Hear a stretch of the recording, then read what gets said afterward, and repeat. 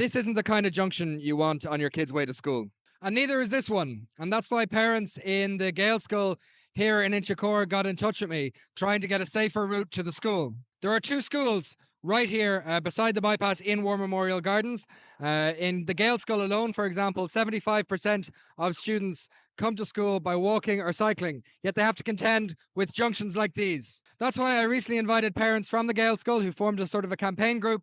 I invited them into Dublin City Council to a formal meeting to meet with councillors and engineers. As a result, this morning at the school run, we had engineers from 3 different departments in Dublin City Council out to meet the parents, to see what the school run is like and try and come up with solutions. I think it was really positive. I think the problems were very clear. There's issues around light timing, around signage, around clear access, slip roads that we can work on to try and make things safer. But one thing that's really clear is that it's not totally an engineering issue. That's a big part of it. But driver behaviour from a small minority of drivers is also an issue.